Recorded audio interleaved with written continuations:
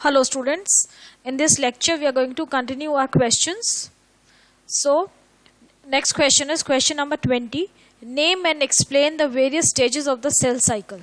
Cell cycle की कितनी stages होती हैं उनको आपको नाम देना है और उनको एक्सप्लेन करना। आप देखो पूरी सेल साइकिल की बात करें तो हमें पता है कि सेल साइकिल में दो स्टेजेस होती हैं। एक होता है इंटरफेज जो कि नॉन डिवाइडिंग स्टेज होती है और दूसरी होती है माइटोसिस जो कि डिवाइडिंग स्टेज होती है। तो stages of the cell cycle will be number 1 non dividing interphase and second will be dividing mitotic phase या हम उसको एम फेज भी कह सकते हैं। इंटरफेज को अब ये डिटेल्ड क्वेश्चन है तो आपको इसमें सारा एक्सप्लेन करना पड़ेगा कि क्या क्या इनकी फर्दर डिविजन्स होती हैं। तो इंटरफेज में सेल बेसिकली क्या करता है, it grows in size and volume and prepares for the next cell division. मतलब सेल का इंटरफेज में मेन काम क्या है कि it should divide and it should accumulate all the extra material which is required for the cell division. क्योंकि cell जो है दो पार्ट्स में डिवाइड होने वाला है तो एक पार्ट में जितना मटेरियल है उसका डुप्लीकेशन होना जरूरी है ताकि दोनों जो नए सेल बनेंगे उनमें इक्वल नंबर ऑफ कंटेंट जाए। So the interphase is divided into 3 phases. First growth phase, the G1 phase, इसमें RNA और प्रोटीन्स सिंथेसाइज होते हैं और साइटोप्लाज्म का वॉल्यूम बढ़ता जाता है। नेक्स्ट है सिंथेसिस फेज। सिंथेसिस फेज में डीएनए बनता है। ये हम पहले भी काफी बार पढ़ चुके हैं कि सिंथेसिस फेज में डीएनए बनता है, डीएनए का डुप्लीकेशन होता है। सेकेंड ग्रोथ फेज जो हमारा G2 फेज है इसमें भी आरएनए और प्रोटीन्स जो बचे हुए थे वो आगे फर्दर सिंथेसाइज होते हैं। तो आपको ये ध्यान रखना है कि G1 और G2 फेज में आरएनए बनता है और प्रोटीन्स बनते हैं और जो एस फेज है that is basically responsible for the synthesis of DNA. उसके बाद हम सेकेंड स्टेज में मूव कर जाते हैं that is the mitosis. Now mitosis में क्या होता है, दो स्टेज फर्दर होती हैं। एक होती है कैरियोकिनेसिस जिसमें कि न्यूक्लियस डिवाइड होता है, दूसरा होता है साइटोकिनेसिस जिसमें कि जो दो नए न्यूक्लियस बनते हैं उनके चारों ओर नया साइटोप्लाज्म एक्यूमुलेट हो जाता है and gives rise to a new daughter cell. So mitosis is the division of somatic cells in which two identical daughter cells are produced by the division of one parent cell. इसमें दो phase हो गए, karyokinesis और cytokinesis. अब जो karyokinesis है it is again further divided into 4 phases. उसके 4 phase कौन से होते हैं अब तक आपको लर्न हो गए होंगे, प्रोफेज, मेटाफेज, एनाफेज और टीलोफेज। इनको इसी सीक्वेंस में आपको याद रखना है। अब देखो प्रोफेज में हमने क्या क्या पढ़ा था कि क्रोमैटिन फाइबर्स जो होते हैं वो कंडेंस हो जाते हैं, थिक हो जाते हैं and get arrange in the form of chromosomes. Chromosomes हमें अच्छे से प्रॉपर क्रोमोसोम्स नजर आते हैं। न्यूक्लियोलस और न्यूक्लियर मेम्ब्रेन डिसअपियर हो जाती हैं, डिसइंटीग्रेट हो जाती हैं।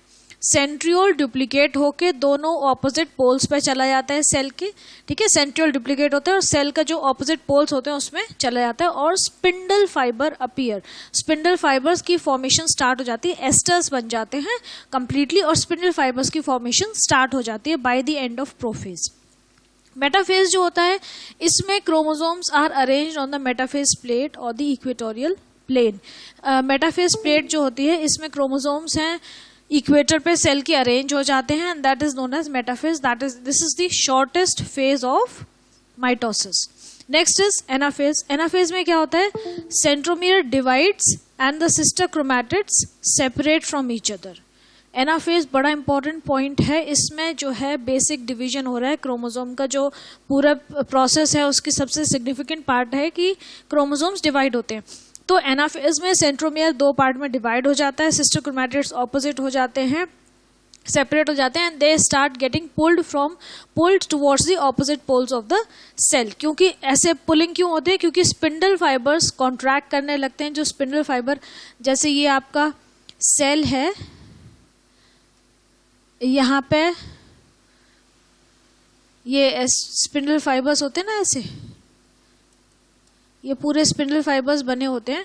तो अब ये स्पिंडल फाइबर क्या होते हैं, कॉन्ट्रैक्ट होना शुरू हो जाते हैं। मतलब कि यहाँ बीच में से ये वापस जाना शुरू हो जाते हैं और अपने एंड पे जाके दोबारा से यहाँ पे इकट्ठे होना शुरू हो जाते हैं। तो सेल जो है दोबारा से अपने जो नॉर्मल स्ट्रक्चर था उसमें आ रहा है। इसके बाद क्या होता है, telophase last. Spindle apparatus completely disappear हो जाता है, क्रोमोसोम्स थिन होने लगते हैं, क्रोमैटिन फाइबर्स में कन्वर्ट होने लगते हैं, अपने अपने एंड पे पहुंच जाते हैं और जैसे क्रोमोसोम अपने अपने एंड पे पहुंचते हैं तो उनकी चारों न्यूक्लियर मेम्ब्रेन दोबारा से रीअपियर हो जाती है, दोबारा फॉर्म हो जाती है और उसके अंदर न्यूक्लियोलस भी रीअपियर हो जाता है। This is all what happens during mitosis. ये हो गया कैरियोकिनेसिस, न्यूक्लियस का डिवीजन हो गया, न्यूक्लियस दोनों एंड पे पहुंच गए ऑपोजिट पोल्स पे। उसके बाद क्या होता है कि साइटोकिनेसिस होना शुरू होता है। साइटोकिनेसिस क्या है? Division of cytoplasm.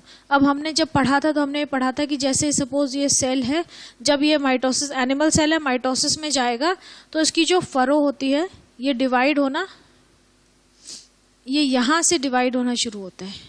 इसकी सेल जो मेम्ब्रेन है वो यहाँ से, फिर ये फरो ऐसे ऐसे डीप होती जाती है और सेल जो है अल्टीमेटली 2 पार्ट में कन्वर्ट हो जाता है। ये एक पार्ट बन जाता है और ये एक सेल बन जाता है दूसरा, और यहाँ से जो है ये सेपरेशन हो जाता है।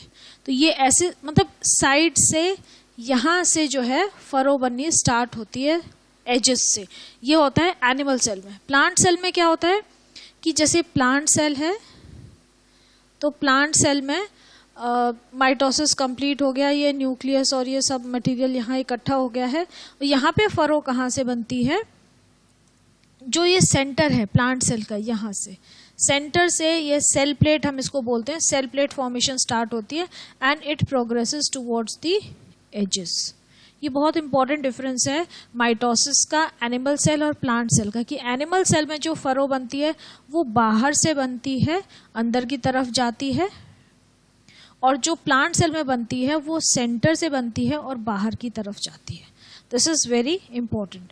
So the furrow continues to deepen in the cell and finally divides the cytoplasm, forming 2 new daughter cells. In plant cells, a cell plate appears at the equatorial plane. Plant cells में जो बन रही है इसको हम cell plate भी बोलते हैं। Next question is, why is meiosis referred to as reduction division? meiosis को reduction division क्यों बोलते हैं? क्योंकि इसमें क्रोमोसोम नंबर आधा हो जाता है। Meiosis is a type of cell division in which each daughter cells receives half set of chromosomes.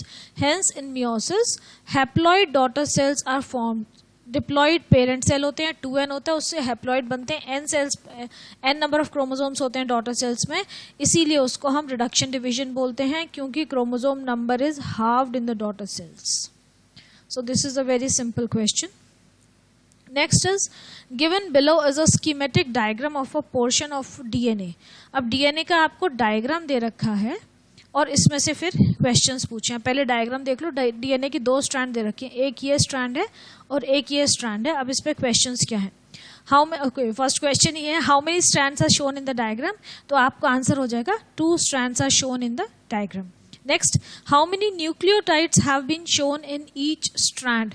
जो हर स्ट्रैंड में कितने न्यूक्लियोटाइड है? तो अब न्यूक्लियोटाइड देखो, 1 2 3, ये पूरा एक न्यूक्लियोटाइड है। इसको मैं इससे शो करूं, ये से, ये जो पूरा है ये पूरा एक न्यूक्लियोटाइड है। तो एक स्ट्रैंड में कितने न्यूक्लियोटाइड हो गए? 1 और ये 2, 1 और 2। तो ये जैसे इसमें हो गया ये, तो हर स्ट्रैंड में 2 न्यूक्लियोटाइड है। Name the parts numbered 1 2 3 4 5 respectively. 1 2 3 4 5 का नाम पूछा है। तो पहला वाला जो है हमारा which colour, okay I will take this one only. जो पहला है हमारा ये क्या है? फॉस्फेट ग्रुप है। दूसरा क्या है? ये हमारी राइबोज शुगर है, सॉरी डीऑक्सी राइबोज शुगर है। तीसरा जो है हमारे ये बेस है, नाइट्रोजनस बेस जो है हमारे 2 तरह के, प्यूराइन और पिरिमिडीन। ये जो नंबर 4 पे है, जो इनके बीच में है, इसको हम देखो, ये जो है ना नंबर 4, ये ब्लैक कलर लेते हैं, ये जो चीज है ये, तो इसको ये क्या है? हाइड्रोजन बॉन्ड है। मैंने आपको बताया था A और T के बीच में डबल हाइड्रोजन बॉन्ड होता है और G और C के बीच में ट्रिपल हाइड्रोजन बॉन्ड होता है। तो ये हाइड्रोजन बॉन्ड है। एंड नंबर 5 पूछा इन्होंने, तो ये ऑपोजिट जो बेस है वो दूसरा बेस हो गया। मतलब एक बेस ये है और एक नाइट्रोजनस बेस A ये है। जैसे ये A होगा तो ये T है, ये G होगा तो ये C है। तो ये प्यूराइन है और ये पिरिमिडीन है। एक प्यूराइन है और एक पिरिमिडीन है। नेक्स्ट क्वेश्चन है, name the DNA unit constituted by the parts 1 2 and 3 collectively. 1 2 और 3 मिलके DNA का कौन सा यूनिट बनाते हैं? तो this you know very well that this is known as a nucleotide. ये जो तीनों मिलके जो आपकी फॉस्फेट ग्रुप है, शुगर है और नाइट्रोजनस बेस है, ये तीनों मिलके जो यूनिट बनाते हैं, we call it a nucleotide. Next question is the 3 sketches given below. 3 sketch दे रखे हैं आपको, A, B और C। They are intended to represent the replication of DNA. What should be their correct sequence, starting with the first and ending with the last? अब ये 3 diagram दे रखे हैं, इसमें सीक्वेंस पूछिए कि सबसे पहला कौन सा आएगा और सबसे लास्ट में कौन सा आएगा। तो ABC दे रखे हैं, तो आप इसमें देखो DNA का रेप्लिकेशन दिखा रहे हैं आपको। तो सबसे पहले वाला B आएगा, the B will be number 1। क्यों? क्योंकि यहाँ पे DNA स्ट्रैंड जो है वो अभी सिंगल है। इसके बाद आप नंबर 2 होगा C। क्यों होगा नंबर 2 C? क्योंकि यहाँ पे देखो ये DNA स्ट्रैंड जो इसकी ऑपोजिट स्ट्रैंड्स थी, ऐसे जो इंटरट्वाइन थी, ये खुल गई हैं और ये रेप्लिकेट हो रही है, मतलब ये अलग अलग हो गई हैं और अपने जो कॉन्ट्रोडिक्टरी स्ट्रैंड है उसको खुद ही फॉर्म कर रही हैं। तो यहाँ पे DNA रेप्लिकेशन स्टार्ट हो गया, तो ये नंबर 2 हो गया। और नंबर 3 आएगा दिस वन, जहाँ पे कि दोनों नई स्ट्रैंड बन गई हैं। ये एक नई स्ट्रैंड बन गई है और ये दूसरी नई स्ट्रैंड बन गई है। तो इसको हम, ये एक हो गई, ये दूसरी हो गई, तो यहाँ पे ये कंप्लीट हो गया रेप्लिकेशन। तो इनकी सीक्वेंस क्या हो जाएगी? B, C and A। The correct sequence will be B, C and A। इसमें इन्होंने रीजन नहीं पूछा है, लेकिन आपसे रीजन पूछा जा सकता है बोर्ड में। Next question is, the diagram below represents a stage during cell division. Study the same and then answer the questions that follow. इस डायग्राम में माइटोसिस की एक स्टेज दिखाई है और ये कह रहे हैं कि आप इसको स्टडी करो और ये बताओ कि कौन सी स्टेज है। तो आप सबसे पहला देखो इसमें हो क्या रहा है, ये देख लो। यहाँ पे देखो सेंट्रोमियर जो है ये प्रॉपर अपने एस्टर्स भी बना चुका है, स्पिंडल फाइबर भी बन चुकी है। नंबर 2 क्या होगा? ये स्पिंडल फाइबर्स हैं। और नंबर 3 क्या है? ये क्रोमोसोम जो है वो डिवाइड हो चुके हैं और ये क्रोमैटिड्स हैं। ठीक है, the chromosome has already, they have already divided. तो name the parts labelled 1, 2, 3। 1 will be centromere, 2 will be spindle fibres and 3rd will be chromatids. क्योंकि क्रोमोसोम डिवाइड हो चुका है तो ये उसके क्रोमैटिड्स हैं। अब आप ये देखो कि आपसे पूछा आइडेंटिफाई द अबव स्टेज। तो इस स्टेज में क्या हो रहा है कि क्रोमोसोम सेपरेट हो गए हैं, क्रोमैटिड्स सेपरेट हो गए हैं and they have almost reached the poles. तो ये कौन सी स्टेज होगी? 3rd वाली स्टेज। 3rd वाली स्टेज क्या होती है? Anaphase. So this will be anaphase because the chromosomes have divided into daughter chromatids and they have separated and they have almost reached the opposite poles. So this will be anaphase, and that too late anaphase stage. It is the late anaphase of mitosis in an animal cell. Okay, ये क्यों है? क्योंकि presence of separated chromatids हैं, poles पे पहुंच चुके हैं। और एक और चीज है कि फरो बन गई है। देखो यहाँ पे फरो बननी स्टार्ट हो गई है, थोड़ी थोड़ी सेल जो इसमें है साइटोप्लाज्म में फरो बननी स्टार्ट हो गई। इसका मतलब ये एनाफेज में भी लेट एनाफेज है, सेल जो है वो टीलोफेज में एंटर करने वाला है। Next question is, mention where in the body this type of cell division occurs. So this type of cell division occurs in all the somatic cells, and because this is mitosis. The division is mitosis and it occurs in all the cells, body cells except the reproductive cells. Reproductive cells में भी growth के लिए होती है, जो gamete formation होती है वो meiosis के लिए meiosis होता है. Name the stage prior to this stage and draw a diagram to represent the same. अब इसके पहले वाली स्टेज पूछिए और उसका डायग्राम। अब ये क्या हमने बोला है? लेट एनाफेज स्टेज है, तो एनाफेज स्टेज कंसिडर करेंगे तो इसके पहले की स्टेज क्या हो जाएगी? मेटाफेज। तो मेटाफेज का आप डायग्राम बना दीजिए। मेटाफेज का डायग्राम ये है कि यहाँ पे मेटाफेज की खास बात क्या होती है कि chromosomes get arranged at the equatorial plate. तो इक्वेटोरियल प्लेट पे क्रोमोसोम्स अरेंज हो गए, एस्ट्रल रेज हैं, सेंट्रियोल के एस्ट्रल रेज निकल रहे हैं, स्पिंडल फाइबर्स बन गए। So this is the diagram of metaphase. Next question is, draw a label diagram to show the metaphase stage of mitosis in an animal cell having 6 chromosomes. Same question पूछ लिया है, बस ये actually board के questions हैं, board में आ सकते हैं, कुछ पार्ट्स बोर्ड में आ चुके हैं, तो इसलिए ये अलग अलग क्वेश्चंस अलग अलग तरीके से इंक्लूड किए गए हैं आपकी बुक में। अभी कह रहे हैं कि मेटाफेज स्टेज ही ड्रॉ करनी है, लेकिन एक कंडीशन रख दी है कि एनिमल सेल में और उसके अंदर 6 क्रोमोसोम होने चाहिए। इसका मतलब आपको इक्वेटोरियल प्लेट पे कितने क्रोमोसोम अरेंज करके दिखाने होंगे? 6। ये जैसे आपकी इक्वेटोरियल प्लेट है तो आपने डायग्राम तो बना दिया, ये इक्वेटोरियल प्लेट बन गई। अब इसमें क्रोमोसोम कितने बनाए हैं आपने? 1, 2, 3, 4, 5, 6, तो आपको 6 क्रोमोसोम्स शो करके दिखाने पड़ेंगे. That's is a simple diagram बना के आप लेबलिंग कर दीजिए. लेबलिंग के मार्क्स होते हैं, डायग्राम के मार्क्स होते हैं, डायग्राम की नीटनेस के मार्क्स होते हैं, लेबलिंग के मार्क्स होते हैं. जब भी आप कोई डायग्राम बनाओगे आप ये मत देखो कि यार 2 नंबर का डायग्राम है तो कुछ भी बना लो, या 3 मार्क्स का डायग्राम है तो आपने सिर्फ डायग्राम बना दिया तो काम चल जाएगा.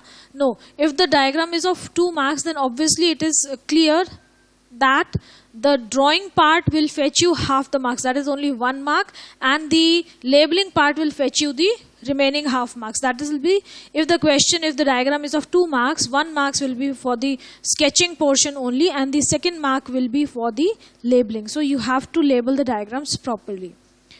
Next is the diagram given below represents a certain phenomena which occurs during meiosis. Name and explain the phenomena by using the terms homologous chromosomes, chromatids and crossing over. अभी आपको एक डायग्राम दे रखा है, ये देखो, और इसमें पूछ रहे हैं कि कौन सा ये मियोसिस की स्टेज है, इसमें कौन सा आपको क्या चीज़ दिखा रहे हैं, कौन सा इवेंट दिखा रहे हैं, कौन सा फिनोमेना दिखा रहे हैं. तो ये आपको समझ में आ गया कि ये क्या है, क्रॉसिंग ओवर है. यहाँ पे ये होमोलोगस क्रोमोसोम से, पहले हम इसे ऐसे ही देख लेते हैं फिर हम एक्सप्लेनेशन लिख लेंगे. ये एक क्रोमोसोम है, ये दूसरा क्रोमोसोम है, ये हो गया ये हो गया नंबर 1 और ये हो गया नंबर 2. अब ये होमोलोगस क्रोमोसोम्स हैं और ये हो गए इनके सिस्टर क्रोमैटिड्स. ये इसका 1, 2 और ये इसके 1, 2, ये दोनों इनके सिस्टर क्रोमैटिड्स हो गए. अब होमोलोगस क्रोमोसोम्स के नॉन सिस्टर क्रोमैटिड्स, मतलब ये और ये, इन दोनों के बीच में इनका जेनेटिक मटेरियल एक्सचेंज होगा जिसको हम क्रॉसिंग ओवर कहते हैं. और यहाँ पे ये जहाँ पे ये ज्वाइन करते हैं उसको हम बोलते हैं कियास्मेटा फॉर्मेशन होगी, क्रॉसिंग ओवर होगा. और यहाँ पे आप देखो इस डायग्राम में ये येलो वाला जो क्रोमोसोम था इसमें ये वाला पार्ट ऐड हो गया और इसमें ये वाला पार्ट ऐड हो गया. मतलब दोनों के जो पार्ट्स थे वो एक्सचेंज हो गए हैं, दोनों के जेनेटिक मटेरियल एक्सचेंज हो गए हैं, पार्ट्स ही एक्सचेंज हो गए हैं. जो होमोलोगस क्रोमोसोम्स के नॉन सिस्टर क्रोमैटिड्स पास में आए, कियास्मेटा फॉर्मेशन हुआ and crossing over has taken place. अभी आपसे कह रहे हैं कि होमोलोगस क्रोमोसोम्स, क्रोमैटिड्स और क्रॉसिंग ओवर को ढंग से एक्सप्लेन करो. तो ये पूरा दे रखा है, आप पढ़ लीजिएगा या मैं खुद ही पढ़ देती हूँ. The exchange of chromatids between homologous chromosomes is called crossing over. आपको इसमें ध्यान रखना है कि homologous chromosomes होने चाहिए, crossing over होता है, और जो crossing over होता है it takes place between the non-sister chromatids of the 2 homologous chromosomes. This is the process by which the 2 chromosomes of homologous pair exchange equal segments with each other. It occurs in the first division of meiosis. At that stage, each chromosome has replicated into 2 strands called sister chromatids. मतलब जो meiosis 1 में crossing over takes place, meiosis 2 जो है वो बिल्कुल mitosis जैसी होती है. The 2 homologous chromosomes of a pair synapse or come together, मतलब pairing होती है, that is known as synapses. While the chromosomes are synapsed, they breaks occur at corresponding points in the non-sister chromatids, that is in one chromatid of each chromosome. दोनों जब synapse हो जाते हैं, मतलब crossing over ऐसे इकट्ठे ऐसे हो जाते हैं, तो नॉन सिस्टर क्रोमैटिड्स जो हैं उसमें ब्रेक हो जाता है और वो पोर्शन जाके दूसरे क्रोमोसोम में ज्वाइन हो जाता है. Since the chromosomes are homologous, breaks at corresponding points mean that segments are broken off contain corresponding genes. Similar genes exchange होते हैं. The broken sections are then exchanged between the chromosomes to form completely new units, and each new recombined chromosome of the pair can go to a different daughter sex cell. It results in recombination of genes found on the same chromosome called linked genes that would otherwise always be transmitted together. मतलब जो linked genes होती हैं जो एक chromosome में होती हैं वो सेपरेट हो जाती हैं इस प्रोसेस की वजह से और सेपरेटली ट्रांसफर होती हैं डिफरेंट प्रोजेनी में या डिफरेंट सेल्स में. इसकी वजह से लिंकेज का फिनोमेना होता है that you will be studying in 12th standard if you take biology. Next is given below is a diagram representing a stage during mitotic cell division in an animal cell. Examine it carefully and answer the questions which follow. आपको एक diagram दे रखा है और उसमें आपको study करो. देखो इसमें क्या दे रखा है कि ये सेंट्रोमियर हो गया, एस्ट्रल रेज बन गई हैं, स्पिंडल फाइबर सारे बन गए, आपको दिख रहे हैं सारे स्पिंडल फाइबर बने हुए हैं, ठीक है। अब यहाँ पे क्रोमोसोम्स का देखो कि क्रोमोसोम्स का क्या है कि क्रोमोसोम्स जो हैं अभी पेयरिंग तो हो गई है इनकी, लेकिन ये अभी कहीं जाके अरेंज नहीं हुए हैं। क्रोमोसोम्स एक इधर है, एक इधर है, एक मतलब ये इक्वेटोरियल प्लेट पे अरेंज नहीं हुए हैं। इसका मतलब ये इक्वेटोरियल प्लेट से पहले वाली स्टेज है, तो प्रोफेज चल रहा है अभी। उसके अलावा एक और चीज़ है कि यहाँ पे आपको न्यूक्लियर मेम्ब्रेन दिख रही है। न्यूक्लियर मेम्ब्रेन अभी पूरी तरह से डिसअपियर नहीं हुआ, it is disintegrating, it is disappearing. तो इसका मतलब ये क्या हो गया, ये प्रोफेज की स्टेज हो गई है, ठीक है। ये प्रोफेज है और इसका रीज़न क्या है कि अभी तक जो न्यूक्लियर मेम्ब्रेन है वो डिसअपियर नहीं हुई है, it is still there, it is disappearing, it is in the process of disappearance. और दूसरा जो क्रोमोसोम्स हैं वो अभी रैंडमली सेल में हैं, वो ऐसा नहीं है कि इक्वेटोरियल प्लेट पे अरेंज हो गए हैं। तो ये दो आपके रीज़न हो गए। तो ये लेट प्रोफेज है क्योंकि nuclear membrane and nucleolus have disappeared या डिसअपियरिंग। और दूसरा हमने क्या बोला कि क्रोमोसोम जो है वो इक्वेटोरियल प्लेट पे अरेंज नहीं हुए हैं। नेक्स्ट क्या है, name the cell organelle that forms the aster. तो एस्टर कौन से सेल ऑर्गेनेल बनाते हैं, सेंट्रियोल्स बनाते हैं, एस्ट्रल रेज बनाते हैं और स्पिंडल फाइबर्स बनाते हैं। Name the parts labelled 1, 2 and 3। तो 1, 2, 3 के हमारा क्या हो गया, नंबर 1 क्या है, जो सेंट्रोमियर है वो हो गया नंबर 1 क्रोमोसोम का। नंबर 2 हो गया क्रोमैटिड, ये है ना, ये सेंट्रोमियर हो जाएगा, ये सेंट्रल वाला पोर्शन। नंबर 2 क्रोमैटिड और नंबर 3 क्या है, spindle fibres. Okay, next question क्या है, name the stage that follows the one shown here, how is that stage identified. अब ये लेट प्रोफेज स्टेज है, लेट प्रोफेज के बाद कौन सी स्टेज आती है, मेटाफेज। और मेटाफेज को हम कैसे आइडेंटिफाई करेंगे, क्योंकि मेटाफेज पे क्रोमोसोम सारे जाके इक्वेटोरियल प्लेट पे अरेंज हो जाएंगे। Centromeres of chromosomes are drawn to the equator by equal pull of the 2 chromosomal spindles. दोनों स्पिंडल अपनी अपनी तरफ खींचेंगी क्रोमोसोम को, तो वो एक इक्वेटोरियल प्लेट पे स्ट्रेट लाइन में जाके अरेंज हो जाते हैं, and that is known as a metaphasic plate or equatorial plate. Next question है, mention 2 points of difference between mitosis and meiosis with regard to the number of daughter cells produced and the chromosome number in the daughter cells. आपको mitosis और meiosis में difference बताना है। 2 point दिया, उन्हीं के basis में डिफरेंशिएट करना है। एक तो number of daughter cells produced, तो माइटोसिस में only 2 daughter cells are produced and meiosis में 4 डॉटर सेल्स आर प्रोड्यूस्ड।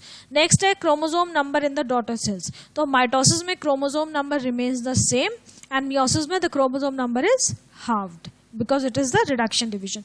तो आपका आंसर हो गया 2 daughter cells are produced, 4 daughter cells are produced. It is equational division, it is reductional division. That is the number of chromosomes in the daughter cells remains the same और इसमें number of chromosomes is reduced to half. Next is given ahead are 3 diagrammatic sketches A, B and C of one and the same particular phase during mitotic type of cell division. Mitosis दिखा रहा है आपको और 3 cell हैं A, B और C, 3 cell में ये एक पर्टिकुलर फेज दिखा रहे हैं माइटोसिस का। आपको वो बताना है कि फेज कौन सा है। अब आप ये देखो क्लियरली दिख रहा है कि क्रोमोसोम सारे एक लाइन में अरेंज हैं तीनों में। तो ये फेज कौन सा हो गया आपका, अभी आपने पढ़ा, कौन सा फेज हो जाएगा, मेटाफेज। मेटाफेज के बाद नेक्स्ट क्वेश्चन है, what is the diploid number of chromosomes shown in them. कितने नंबर क्रोमोसोम्स दिखा रहे हैं, 4। यू कैन इजीली काउंट 1 2 3 4 4 दिखा रखे हैं हर डायग्राम में। Identify whether these are animal cells और प्लांट सेल्स, गिव रीजंस। अब ये एनिमल सेल है या प्लांट सेल है, इसका आपको रीजन बताना पड़ेगा। तो देखो ए एनिमल सेल है, बी एनिमल सेल है, लेकिन सी प्लांट सेल है। रीजन क्या होगा, ए की शेप देखो आप सर्कुलर है, बी भी सर्कुलर है और सी जो है रेक्टेंगुलर है। एक तो ये रीजन हो गया। दूसरा रीजन क्या होगा कि ए में आपको सिर्फ सेल मेम्ब्रेन दिख रही है, कोई सेल वॉल नहीं है, बी में भी सेल वॉल नहीं दिख रही है, सी में आपको सेल मेम्ब्रेन और सेल वॉल दोनों दिख रहे हैं, तो that is a plant cell. तीसरा रीजन एक और ये है कि आपको ए और बी में देखो स्पिंडल फाइबर्स तो तीनों में दिख रहे हैं, ए बी सी में दिख रहे हैं तीनों में, लेकिन एस्टर्स किस में दिख रहे हैं, एस्टर्स आपको ए में दिख रहे हैं, बी में दिख रहे हैं, सी में नहीं दिख रहे हैं। तो इसका मतलब प्लांट सेल में एस्टर फॉर्मेशन नहीं होती है। तीसरी चीज क्या है कि आपको प्लांट सेल में सेंट्रियोल्स नहीं दिख रहे क्योंकि प्लांट सेल में सेंट्रियोल्स एब्सेंट होते हैं।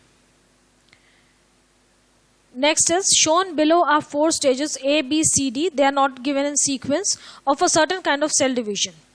अभी आपको 4 स्टेजेस दे रखे हैं, आपको इनको सीक्वेंशियली अरेंज करना होगा, इन पे जो भी क्वेश्चंस हैं वो आंसर करने होंगे। डायग्राम आप देख लीजिए। ए में क्या हो रहा है, कि ए में देखो, आप ए को देखोगे अगर, तो इसमें जो क्रोमोसोम्स हैं वो डिवाइड हो चुके हैं, क्रोमैटिड्स फॉर्म हो चुके हैं, chromatids are moving towards the moving या they have already moved towards the opposite poles. तो ये क्या होगी, ये लेट एनाफेज स्टेज होगी। सी में देखो, सी में क्या है कि क्रोमोसोम्स अभी अरेंज नहीं हुए हैं, ऐसे ही हैं, और ये जो स्पिंडल फाइबर्स हैं वो फॉर्म हो रहे हैं। तो ये सी जो है ये प्रोफेज हो जाएगा, लेट प्रोफेज हो जाएगा। डी में देखो, क्रोमोसोम्स प्रॉपरली अरेंज हो गए हैं इक्वेटोरियल प्लेट पे, तो ये आपका क्या हो जाएगा, मेटाफेज हो जाएगा। और बी जो है, बी में अभी क्रोमोसोम्स जो हैं वो क्रोमैटिन फाइबर की फॉर्म में है। यहाँ पे ये जो बी वाला सेल है ये आपकी स्टेज हो जाएगी लेट नहीं, अर्ली प्रोफेज होगा, क्योंकि इसमें आप ये देखो ये डिवाइड हो चुके हैं, सेंट्रियोल्स जो हैं ये डिवाइड हो गए हैं, लेकिन अभी जो क्रोमैटिन फाइबर है वो प्रॉपर क्रोमोसोम्स की शेप में अरेंज नहीं हो, तो ये अर्ली प्रोफेज हो जाएगा। अब आप फर्स्ट वाला क्वेश्चन देखो, is it a plant cell और an animal cell, give 2 reasons. तो it is an animal cell. इसके रीजन क्या हो जाएंगे कि एक तो इसमें आपको सेल वॉल नजर नहीं आ रही है, दूसरा आउटलाइन इसकी सर्कुलर है, और तीसरा क्या है कि इसमें देखो यहाँ दे रखा है, this is an animal cell because the outline is circular, cell wall is absent, and the next reason would be कि सेंट्रियोल्स और सेंट्रोसोम्स प्रेजेंट है। Next question is it undergoing mitosis और meiosis? It is undergoing mitosis, ये हमें बिल्कुल clearly नजर आ रहा है। What should be the correct sequence of these 4 stages among themselves? तो ये सबसे सीक्वेंस क्या होगी, सबसे पहले आएगा बी क्योंकि ये है प्रोफेज, फिर आएगा सी क्योंकि ये है, देखो यहाँ पे क्रोमोसोम्स अरेंज होने जा रहे हैं, तो ये हो जाएगा लेट प्रोफेज, ये है अर्ली प्रोफेज, ये है लेट प्रोफेज। उसके बाद डी क्योंकि ये हो जाएगा मेटाफेज, जहाँ पे कि क्रोमोसोम्स इक्वेटोरियल प्लेट पे अरेंज हो गए हैं, और लास्ट में आएगा ए क्योंकि क्रोमोसोम्स यहाँ पे सेपरेट हो चुके हैं, क्रोमैटिड सेपरेट हो चुके हैं, and that would be anaphase. Next question, name the stage that should proceed the earliest of these stages. अब इनकी सबसे जो अर्ली स्टेज है इन चारों डायग्राम में, वो कौन सी स्टेज है, अर्ली प्रोफेज। तो अर्ली प्रोफेज के पहले कौन सी स्टेज आएगी, इंटरफेज।